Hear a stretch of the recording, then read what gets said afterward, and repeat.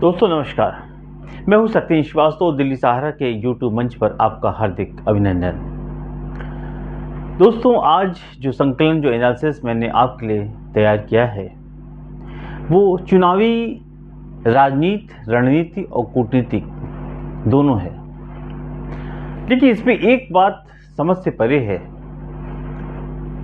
कि एक ऐसी व्यक्ति या ऐसी पार्टी की खुशी उसकी अपनी खुशी से ज्यादा एक दूसरी महान पार्टी उससे ज्यादा खुश है। ये पहली बार होता है।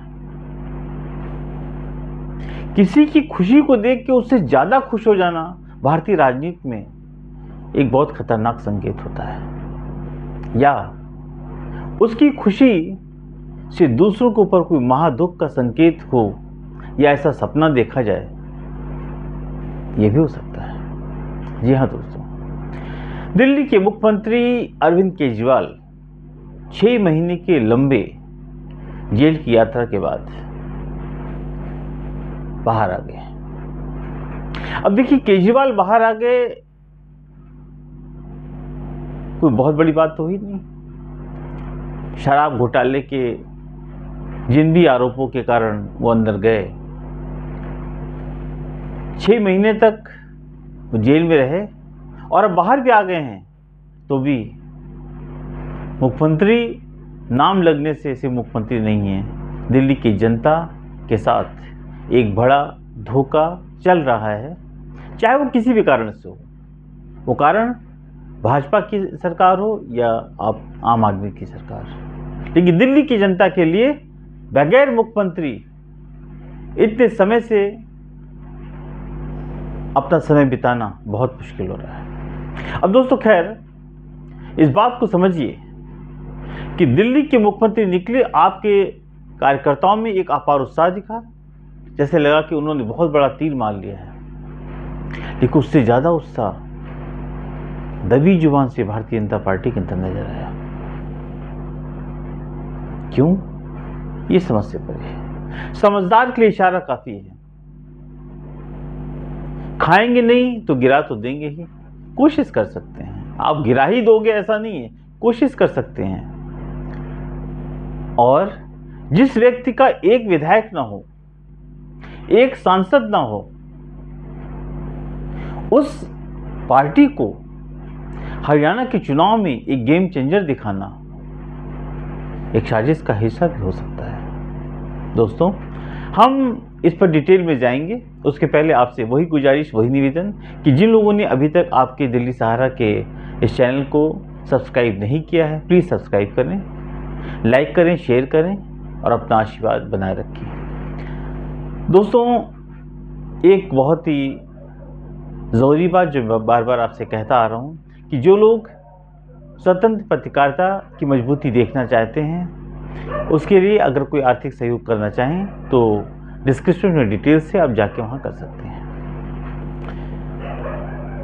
अब आते हैं दोस्तों दोबारा इस खबर के ऊपर जिसका एनालिसिस हम कर रहे हैं। दिल्ली के मुख्यमंत्री केजरीवाल बाहर आ गए, गर्मजोशी से स्वागत हो गया। होता है, सभी का होता है। आपने देखा कि अभी जो बीचू के 3 रेपिस्ट थे, उन्हें 2 की बेल हो गई, तो उनका भी अपार स्वागत हुआ। आप उनसे पूछिए कि भारतीय जनता पार्टी के आईटी सेल के पूर्व सदस्य रहे हैं, वो इतनी गमजोर स्वागत किस लिए किया गया। गुजरात में भी ऐसे ही हुआ था। खैर ये तो इनके ऊपर किसी तरह का कोई आरोप नहीं है, वो एक घोटाला का आरोप चल रहा है, रेप जैसे संगीन गंदे आरोप नहीं है। लेकिन दोस्तों अरविंद केजरीवाल का वापस आना, हरियाणा के चुनाव के ठीक पहले उनकी बेल होना, अब जितनी जरूरत अरविंद केजरीवाल की पार्टी को शायद नहीं थी, उससे ज्यादा किसी और को भी थी, ऐसा लगता है। क्यों? डूबते को तिनका का सहारा। अब तिनका मिला कि नहीं मिला, ये तो चुनाव परिणाम बताएगा। ऐसा माना जा रहा है कि केजरीवाल के आने से, अब देखिए केजरीवाल बाहर आ गए हैं, इसकी खुशी तो 2 महान पार्टियों ने मना ली। आए कैसे? एक ऐसा मुख्यमंत्री, क्या दिल्ली को एक ऐसा मुख्यमंत्री चाहिए कि मुख्यमंत्री तो है, सचिवालय नहीं आ सकता, मुख्यमंत्री तो है, हस्ताक्षर नहीं कर सकता, मुख्यमंत्री तो है, फाइलें नहीं देख सकता, मुख्यमंत्री तो है, लेकिन फाइलें घर नहीं मंगा सकता। आप समझते हैं इसका मतलब? इसका मतलब क्या है? सब कुछ नहीं कर सकते मुख्यमंत्री, किस बात की? सिर्फ हरियाणा में चुनाव लड़ने और धुआंधार प्रचार करने के लिए। आपका बाहर आने का मकसद क्या है? माननीय कोर्ट ने इन शर्तों के ऊपर इनकी बेल दी। अगर सही में आप राजनेता होते और कोर्ट कहती आपसे, आपने गांधी का सपना दिखाया था लोगों को, और कहते ये सारी चीजें पे पाबंदी है, तो आप कहते सर मुझे ऐसी बेल नहीं चाहिए। हम जनता के नुमाइंदे हैं, जनता के लिए अगर हम काम नहीं कर सकते, जनता के फैसलों, जनता के दुख दर्द के हम देख नहीं सकते, उनको हम अगर उनका निपटारा नहीं कर सकते, तो बाहर जाके करेंगे क्या? लेकिन नहीं, यहाँ तो कहीं पे निगाहें, कहीं पे निशाना था। भाड़ में जाए दिल्ली की जनता, भाड़ में चली ही गई है। अरविंद केजरीवाल को इस बात से कोई लेना देना नहीं है। बिजली सस्ता कर दो, पानी सस्ता कर दो, कुछ और सस्ता कर दो, चुनाव जीत जाओ, उसके बाद सीवर के पानी में सड़ते रहो, कोई पूछने वाला नहीं है। दोस्तों, मुझे याद आता है शीला दीक्षित का वो वक्त जब दिल्ली चमचमाती थी। आज दिल्ली बदबू की गलियों से गुजर रही है। आप 7 सीट हार गए दिल्ली के अंदर, लेकिन अभी भी अभिमान है भाजपा को इस बात का कि हम 7 सीट जीत गए, और केजरीवाल को ये कि हमारी सरकार है। ये दोनों अभिमानी पार्टियां दिल्ली और दिल्ली की जनता के साथ बहुत बड़ा मजाक कर रही हैं। सही, ये गेम चेंजर हैं, ये गेम चेंज कर देती हैं। दिल्ली की जनता को कहीं ना कहीं कैसे निपटाया जा रहा है, ये आप समझ सकते हैं। अब देखिए, अरविंद केजरीवाल आ गए, बहुत लोग खुश हैं, हम हरियाणा के चुनाव में सारी सीटों पर चुनाव लड़ेंगे। यद्यपि आपको पता होगा कि राहुल गांधी ने, जो एलओपी हैं, उन्होंने एक पहले ही कहा था कि हम चाहते हैं इंडिया गठबंधन के लोग साथ मिलकर चुनाव लड़ें। लेकिन केजरीवाल के लोगों ने बात की, वो बात नहीं बनी। बात क्यों नहीं बनी? अंदेशा देखिए, इनको सारी चीज पता थी कि जब हम, अब केजरीवाल जिसका एक विधायक नहीं, एक एमपी नहीं है, 5% वोट नहीं है, वो चुनाव क्यों लड़ रहा है? यही केजरीवाल ने गुजरात में जाके किया था। मदद किसकी हुई थी? भारतीय जनता पार्टी की। आज केजरीवाल अगर 90 सीट पर चुनाव लड़ते, उनका कोई जनाधार नहीं है, कोई वोट परसेंटेज नहीं है, लेकिन अगर वो वोट काटेंगे तो भाजपा का ऐसा मानना है।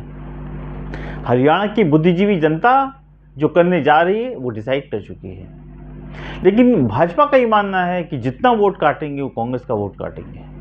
छोटे छोटे गठबंधन करा दिए गए। राजनीति देखिए, जिनकी अपनी कोई हैसियत नहीं है, जिस चंद्रशेखर ने 1 सीट जीत करके यूपी के अंदर अपना वजूद कायम किया, उसको हरियाणा मिला के गठबंधन करा दिया गया। मरता क्या ना करता, कुछ तो करेगा, कुछ दलितों का वोट काटेगा। मतलब वोट कटुआ फ्रंट बना दिया गया है। ऐसे कई फ्रंट बना दिए गए वोट कटुआ, जिससे किसी तरह वोट कटे। वोट तो भाजपा ये मानती जो भी वोट कटेगा उसे कांग्रेस का कटेगा। हम तो शिरोधार्य हैं, हमारा कुछ नुकसान होने वाला नहीं, क्योंकि आपका बड़ा नुकसान होने वाला है। आप छोटे नुकसान की कल्पना ही मत करिए। दोस्तों, जो भी CSDS के सर्वे हों, लोकपाल के सर्वे हों, वो बता रहे हैं कि केजरीवाल ना थे, ना हैं, ना होंगे। इनका कोई ऐसा आधार नहीं दिखता है कि आने से कोई बहुत बड़ा गेम चेंज कर देंगे या कांग्रेस को नुकसान पहुंचा देंगे। दलित, जाट, ये जो वोट है और बैकवर्ड ने लोकसभा चुनाव में पूरी तरह से कांग्रेस के साथ था। अब विनेश फोगाट के आने के बाद जाट और मजबूत हो चुके हैं। अभी जो फोगाट ने जो नॉमिनेशन किया है, वहां जो लाखों की जनता इकट्ठा हुई, जहां पे कांग्रेस हर बार चुनाव हारी है, वहां पे भी आम जनमानस का जो जुनून देखने में आया है, वो बताता है कि नज़ारा ये है तो आगे क्या होगा। फिर भी कोशिश करने वाले की कभी हार नहीं होती या हारी होती है, ये तो वक्त बताएगा।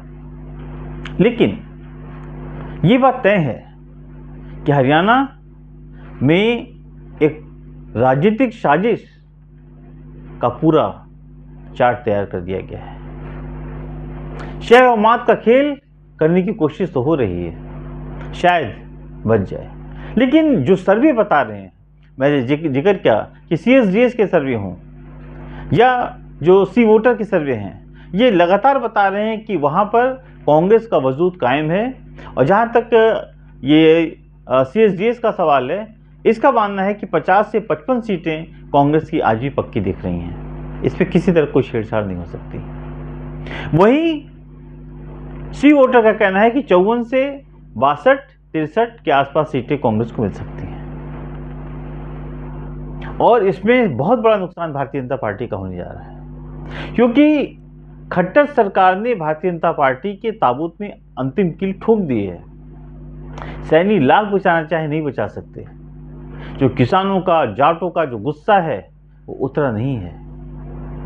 और जाट किसान आंदोलन से, और दूसरा जो विनेश फोगाट और पहलवानों के साथ किया गया है वो भूला नहीं है। इनकी कोई संवेदना इन लोगों के साथ नहीं थी। ऐसे में आप कितनी भी सीटों में चुनाव लड़ो, केजरीवाल लड़ेंगे किस लिए? वोट कटवा के लिए। तो जो हरियाणा की जनता है वो जानती है कि लोग क्यों आए हुए हैं और ये आकर के किसका नुकसान करना चाहते हैं और किसका फायदा पहुंचाना चाहते हैं। क्योंकि ये जो बुद्धिजीवी जनता है हरियाणा की, वो समझ चुकी है, इसलिए वो इनके पासे में पसने वाली नहीं है। उसका अपना फैसला बुद्धिजीवियों का फैसला है और वो हो चुका है, जो सर्वे बता रहे हैं। कोई भी सर्वे ऐसा नहीं बता रहा कि भारतीय जनता पार्टी तीसरी बार सरकार बना रही है, लेकिन जितने भी सर्वे आ रहे हैं वो सब बता रहे हैं कि कांग्रेस स्पष्ट बहुमत के साथ आगे बढ़ रही है। जो कैंडिडेट डिक्लेरेशन में हुआ है भाजपा का, वो सबको पता है। वहीं देखिए कांग्रेस के साथ सारी सीटें जो भी डिक्लेयर हुई हैं, कोई भी ऐसी घटना नहीं हुई जिसको देख के आप कह सके कि कांग्रेस के अंदर विद्रोही चुनाव बहुत लड़ रहे हैं। दूसरी बात, सर्वे ने एक जो मेजर इशू बताया है कि कांग्रेस का इस बार 41 से 44% वोट हो सकता है। पिछली बार 28% वोट था विधानसभा में। तो ऐसे में चीजों का बढ़ना लगातार जारी है। मेरा कहने का मतलब यह है दोस्तों कि इन तमाम कोशिशों के बावजूद हम खाएंगे नहीं तो खाने भी नहीं देंगे या गिरा देंगे। ये जो कॉन्स्पिरेसी है, ये जो चाल है, ये जो तिकड़म है, उसको हरियाणा की जनता बहुत अच्छी तरह समझ चुकी है कि ग्राउंड पे आप वर्क नहीं करना चाहते और साजिश के तहत हमें दिग्भ्रमित करना चाहते हो, ये नहीं चलेगा। किसी भी कीमत पर ये चीज़ पॉसिबल नहीं है। और ऐसे में अगर आप ये सोचते हैं कि हम हरियाणा की जनता को दिग्भ्रमित कर लेंगे, तो शायद ये पॉसिबिलिटी इस बात की नहीं है। अब देखिए कि पूरे चुनाव के अंदर हरियाणा के जो भी वारदात हुई, चाहे वेशभूषण को लेके देख लीजिए, उसके प्रति भी लोगों के अंदर एक अपार गुस्सा है और संवेदना किसके साथ है। ऐसे में हरियाणा का चुनाव कहीं ना कहीं एक फैसले की घड़ी की तरह एक पक्षी हो चला है। लेकिन चुनाव अंतिम, जैसे कहा जाता है क्रिकेट के अंतिम बॉल तक आपको फैसले का इंतजार करना चाहिए। अभी एक लंबा वक्त है, अभी नॉमिनेशन शुरू हुए हैं। बदलाव तो होंगे, लेकिन बदलाव पॉजिटिव होंगे नेगेटिव होंगे ये कहना बहुत मुश्किल है। हो सकता है कि इस बदलाव में कांग्रेस को कम सीटें आ जाएं जितनी अभी उम्मीद की जा रही है, सरकार तो बना लेंगे। हो सकता है कि एकाएक और बढ़ जाए। अब ये डिपेंड करेगा कि राहुल गांधी यहाँ क्या करते हैं, अमित शाह और नरेंद्र मोदी यहाँ क्या करते हैं। बहुत बड़ी बात यहाँ पे देखने को मिलेगी कि जो आरएसएस का जो वर्कर है, स्वयंसेवक है, वो आज भारतीय जनता पार्टी के वर्कर के साथ काम नहीं करना चाहता। तमाम संगठनों की जो अभी बैठकें हुई हैं, चाहे वो अभी लेटेस्ट केरला में हुई हो, तो इस बात को मुखर होकर कहा गया है कि आरएसएस के वर्कर जो तमाम मोर्चा हैं, चाहे किसान मोर्चा हो, मजदूर मोर्चा हो, ये इनकी जो भी वॉलंटियर्स हैं, वो आज भाजपा के साथ काम करने को तैयार नहीं है। क्यों? क्योंकि उनको लगता है कि ये यूज एंड थ्रो हमें बना दिया है इन्होंने, हम सिर्फ यूज करने के लिए नहीं है। मलाई भाजपा खाती रहे और हम जाके वहां झाड़ू लगा सफाई करते, ये नहीं चलेगा। तो एक सबसे बड़ी बात है, जो ग्राउंड के अंदर जो बेसिक चीज है, जहां आरएसएस का वर्कर रात दिन मेहनत करके भाजपा के लिए काम करता है, उसकी भी भाजपा नहीं है। ये नुकसान 100% भाजपा को उठाना पड़ेगा, क्योंकि ये बात हम नहीं कह रहे हैं, ये आरएसएस का वर्कर, आप किसी वर्कर से बात करिए, वो कहेगा आज हम किस लिए इनकी मदद करने जाएं, हमें क्या मिलता है? पैसा, घोड़ा, गाड़ी, ताम झाम, सारी जो ऐशोआराम है वो भाजपा के कार्यकर्ता उठाते हैं। आरएसएस का बंदा तो आकर के वही छोटे से तखत पे सो जाता है और रात दिन मेहनत करता है हिंदू राष्ट्र के लिए, हिंदू स्वाभिमान के लिए। फायदा किसको बचाता है? भाजपा को। भाजपा सोचती है कि हमारे लिए बंधुआ मजदूर हैं, ये तो हमारे लिए काम करेंगे ही करेंगे, इनको क्या फायदा देना। ये भूल भाजपा कर चुकी है। नड्डा जी ने कहा था भाजपा बड़ी हो गई है, हमें आरएसएस की जरूरत नहीं है। इनसे पूछिए नड्डा जी 3 दिन केरला में क्या कर रहे थे? आरएसएस की जरूरत नहीं थी। कौन सी पांव पूजा कर रहे थे आप वहां जाके? नतमस्तक हुए। ऐसे में भाजपा फाइनेंशियल बहुत मजबूत हो सकती है। 10 साल उसने सरकार चलाई केंद्र के अंदर, हरियाणा में 10 साल सरकार चलाई, लेकिन खट्टर साहब ने भाजपा की नैया ऐसी डुबो दी है अपनी कार्यप्रणाली से, अपनी वर्किंग से, तो उसका पनपना बहुत मुश्किल है। दोस्तों, आपको ये हमारा एनालिसिस कैसा लगा? प्लीज़ कमेंट बॉक्स में ज़रूर कमेंट्स करें, लाइक करें, शेयर करें। और एक बात और, वही जो मैंने पहले कही थी कि अगर स्वतंत्र पत्रकारिता की मजबूती के लिए आपको योगदान देना चाहें, कोई भी योगदान, आर्थिक योगदान, तो आप डिस्क्रिप्शन में डिटेल से आप जाके दे सकते हैं। मैं हूं सत्येंद्र श्रीवास्तव। कल फिर एक नए संकलन के साथ, एक नए एनालिसिस के साथ आपके बीच में आऊँगा। नमस्कार।